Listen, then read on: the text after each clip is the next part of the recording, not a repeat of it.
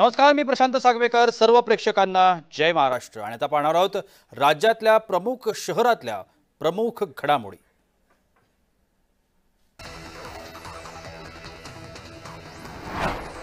गावदेवी डोंगरी अंधेरी पश्चिम गुन्हे शाखा युनिट 9 छापा टाकून मोठ्या प्रमाणात ड्रग्ज जप्त केलाय. ड्रग्ज माफियांना ताब्यात घेऊन संपूर्ण कॅम्पसमध्ये त्यांची धिंड काढली. स्थानिक लोकांनी टाळ्यांच्या गजरात युनिट 9चं स्वागत केलं. गेल्या अनेक वर्षात प्रथमच मुंबईत ड्रग्ज माफियांची धिंड काढल्याचं दृश्य पाहायला मिळालं.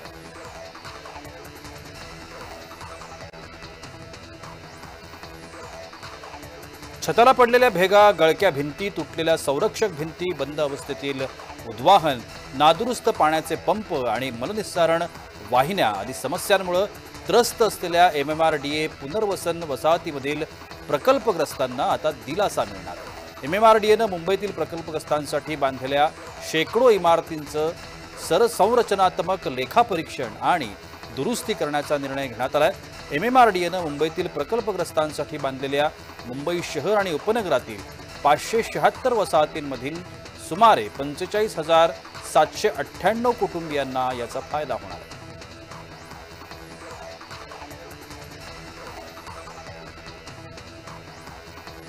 छत्रपती संभाजीनगरच्या घाटी रुग्णालयात BMC पॅरामेडिकल विद्यार्थी असोसिएशनच्या वतीनं आंदोलन सुरू करण्यात आलंय. विविध मागण्यांसाठी हे विद्यार्थी आक्रमक झाले. प्रशासन विरोधात जोरदार घोषणाबाजी या विद्यार्थ्यांकडून करण्यात आली. पदवीनुसार सद्यस्थितीत शासन सेवेमध्ये कोणत्याही प्रकारचं स्वतंत्र प्रकारचं स्थायी पद अस्तित्वात नाही. स्वतंत्र पदाच्या शैक्षणिक आर्थिक नुसार ही पदं भरण्यात यावीत. शिवाय हे पद बाहेरील स्रोतांमार्फत भरलं जात असून हे तात्काळ बंद करावं अशी मागणी विद्यार्थ्यांनी केली आहे.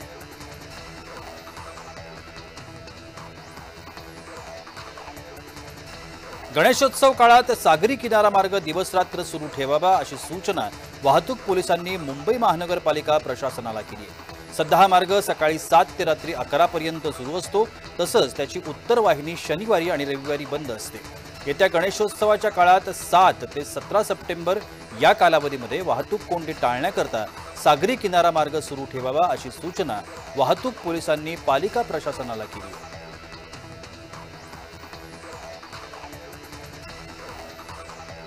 अमरावतीच्या जवाहरनगर सराफा व्यापाऱ्याला मुलांसह लुटलंय. 25 किलो चांदी देखील लुटण्यात आली. 8 अज्ञात आरोपींनी मारहाण करत देशी कट्टा दाखवून त्याला लुबाडलं. झटापटी दरम्यान सुवर्णकारानं सोनं आणि रोख रकमेची बॅग परिसरात फेकल्यानं सोनं आणि रोख रक्कम बचावली. गाडगेनगर पोलिसांकडून अज्ञात आरोपींवर गुन्हे दाखल करण्यात आले आहेत. पोलिसांकडून आरोपीचा शोध सुरू आहे.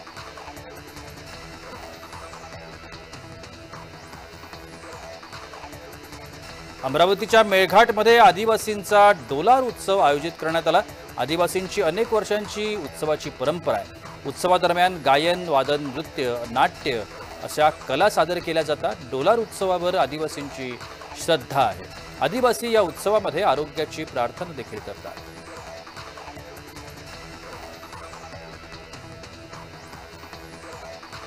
गणेशोत्सवासाठी कोकणात जाणाऱ्या 2 बस कंटेनर धडकल्या. 80 प्रवासी याच्यात बचावलेत. कशेडी बोगद्यामध्ये बाईकला वाचवण्याकरता कंटेनरला या 2 बस धडकल्या. सुदैवानं कोणतीही जीवितहानी झाली नाही. मात्र दोन्ही बसचं नुकसान झालंय. अपघातग्रस्त बसमधील प्रवाशांना दुसऱ्या बसमधून रवाना करण्यात आलं.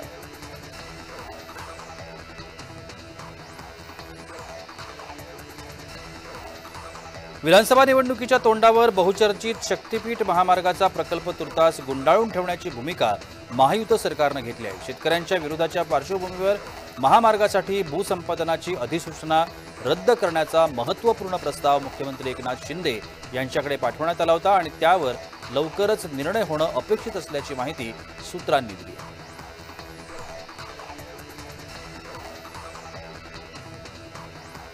गौरी गणपतीचा सण अवघ्या 2 दिवसांवर येऊन ठेपलाय. मूर्तीशाळेमध्ये सध्या गणेश मूर्तीवर अखेरचा हात फिरवण्यासाठी लगबग सुरू आहे. कोकणात मुख्यत्वे मातीपासून बनवलेल्या गणपतींना मागणी असते. हाती गणपती बनवण्याच्या शाळा आजही कोकणात आहेत. सध्या प्लॅस्टर ऑफ पॅरिस गणपती मोठ्या प्रमाणात कोकणात दिसून येतात. अनेक गोष्टी शाळेत पाहायला मिळतात. मात्र गेली 5 पिढ्या वेंगुर्ले येथील एक मूर्तिकार मातीपासून गणपती बनवत आपली कला आजही जपतात।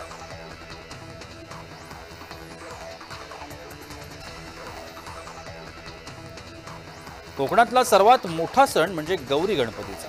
सध्या चाकरमानी यांना कोकणातील आपल्या घरी जाण्याचे वेध लागलेत, त्यामुळे चाकरमानी यांचे कोकणात येण्यासाठी पाय वळू लागले। खासगी बस, एसटी बस, ट्रेन अशा अनेक परिवहन सेवेतून सध्या चाकरमानी कोकणात वळू लागलाय।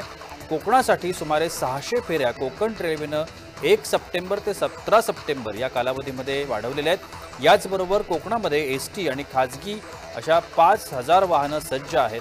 आजपासून कोकणात मोठ्या प्रमाणात चाकरमानी दाखल होत आहेत।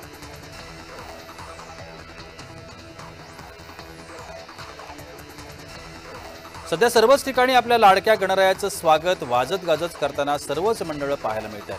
ठाण्यातील साईनाथ नगर सार्वजनिक गणेशोत्सव मंडळाच्या साईनाथ नगरचा विघ्नहर्ताचं पारंपरिक ढोलताशांच्या गजरात आगमन झालं।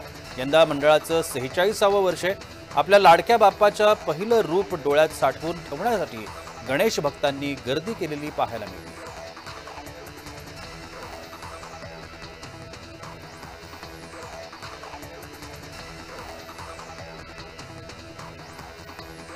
आयोगाचे अध्यक्ष आणि सदस्यांची पदं 2022 पासून रिक्त आहेत। परिणामी येथील अनेक प्रकरणं प्रलंबित असल्याची उच्च न्यायालयानं बुधवारी गंभीर दखल घेतली आहे। तसंच ही पदे अद्याप रिक्त का अशी विचारणा करून राज्य सरकारला त्याबाबत भूमिका स्पष्ट करण्याचे आदेश न्यायालयानं दिलेत। विशेष म्हणजे राज्यात सत्तांतर झाल्यानंतर आयोगाच्या अध्यक्ष आणि सदस्यांना हटवण्यात आलं होतं।